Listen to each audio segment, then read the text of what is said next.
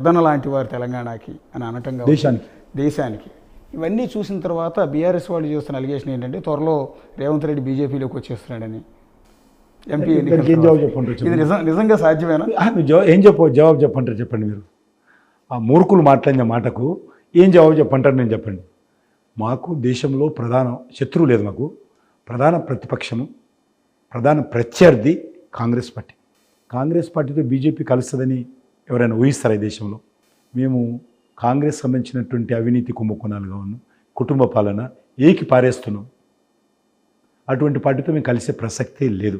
కలవటం గురించి కదా మీకు ఏనండి, రేవంత్ రెడ్డి కాంగ్రెస్ పార్టీ వదిలిపెట్టి ఒక 30 మంది చెప్పండి మీ పార్టీలోకి వస్తారు. కాంగ్రెస్ పార్టీకి ఈరోజు బ్లూ బాయ్ ఎవరంటే రేవంత్ రెడ్డి.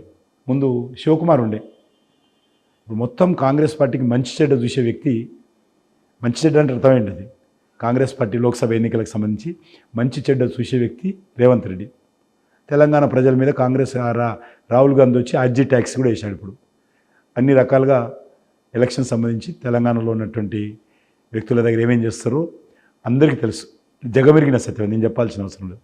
పోతూ ఉంటారు డైరెక్ట్ పోయి, ఇక్కడ అక్కడనే ఇచ్చినామంటారు, పోయి ఢిల్లీలో పోయి ఏఐసీ ఆఫీస్లో ఇచ్చేసి వస్తున్నారు. ఇకపోతే ఇప్పుడు రేవంత్ రెడ్డి గారు కేరళలో ప్రచారం చేస్తున్నాడు, బాంబేలో ప్రచారం చేస్తున్నాడు, ఆంధ్రలో ప్రచారం చేస్తున్నాడు. మొత్తం ఈరోజు కాంగ్రెస్కి అంత దగ్గర ఉన్నాడు.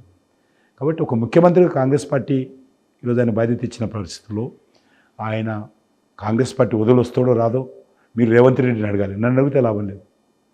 కాంగ్రెస్ అడగాలి, వాళ్ళకి ఏం ఆధారం ఉన్నదో చెప్పాలి. ఆరోపణలు చేసినట్టున్నారు. కాబట్టి ఆ రోజు ఆయన ఒకవేళ రాజీనామా చేసి వస్తున్నప్పుడు ఆలోచన చేద్దాం. మీ పార్టీకి వద్దాం సార్. ఈసారి సీట్ల అలాట్మెంట్కి సంబంధించి మీరు, బండి సంజయ్ గారు ఇలాంటి 2-3 తప్ప మిగిలిన వాళ్ళందరికీ కూడా కొత్త వాళ్ళకి సీట్లు ఇచ్చినట్టున్నారు కదా. ఇస్తాం, ఎందుకే కూడా. ఇప్పుడు అందరూ ఎవరు ఇస్తలేరు, అందరూ ఇస్తున్నారు. కాంగ్రెస్ పార్టీ టీఆర్ఎస్ డిక్లేర్ చేసినటువంటి వ్యక్తిని తీసుకొచ్చి టికెట్ ఇచ్చినాక దిక్కులేదు. కానీ నాకు నాయకత్వం తక్కువ తెలంగాణలో.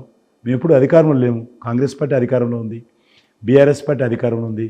వాళ్ళ దగ్గర నాయకత్వం ఉంది, ఆర్థిక స్తోమత కలిగిన వ్యక్తులు ఉన్నారు. నాకు కొత్త నాయకత్వము. ఈరోజు నాకు ఉన్నటువంటి శక్తి సరిపోదు, ఇంకా కొత్త శక్తి యాడ్ కావాలి. ఆ శక్తి యాడైతే గెలుస్తామనేటువంటి విశ్వాసంతో ముందుకెళ్తున్నాం. కొత్త వాళ్ళని తీసుకునేటువంటి ప్రయత్నం చేశాం.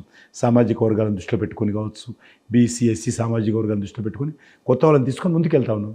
అంటే అసలు ఏమాత్రం